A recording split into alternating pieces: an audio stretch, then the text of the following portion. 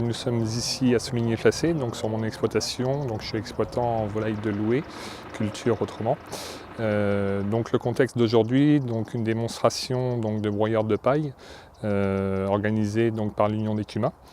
L'objectif donc c'est pour répondre à une demande aujourd'hui des éleveurs du loué, donc de la coopérative, d'utiliser donc de la paille broyée, je dirais du début jusqu'à la fin des lots. Jusqu'à maintenant on broyait les lots donc, au démarrage, et donc maintenant la coopérative nous demande d'utiliser de la paille jusqu'à la fin en repaillage avec de la paille broyée, pour des soucis donc, de maîtrise d'ambiance, maîtrise aussi de qualité des pattes des volailles.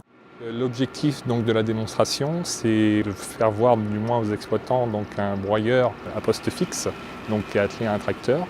Donc c'est une autre façon de travailler que ce qu'on peut voir, c'est-à-dire les ensileuses ou les presses avec broyeur sous flèche.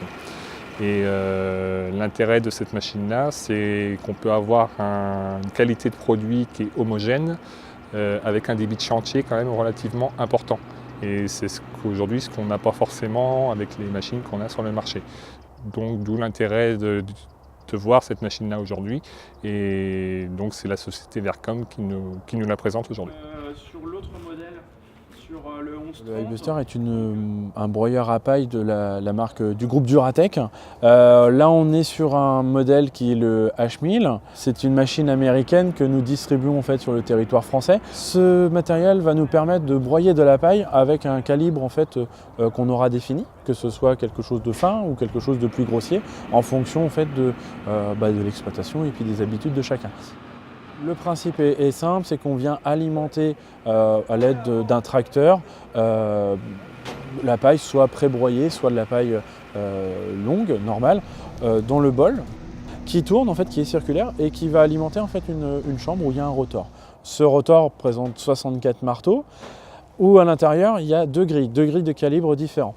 Donc la matière, une fois qu'elle est broyée et une fois qu'elle a accepté le calibre donné, descend et vient alimenter en fait deux vis sans fin qui alimentent un convoyeur qui est situé derrière moi.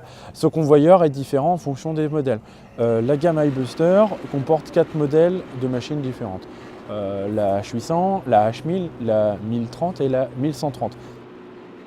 Le coût de la machine en fait, est très variable, c'est-à-dire qu'une H800 est à partir de 35 000 € au prix d'achat, et pour la 1130, on avoisine quand même un prix autour de 125 000 130 000 €. Sur la H1000, on se situe entre 75 et 80 000 € suivant le nombre de grilles et des options qu'on puisse choisir.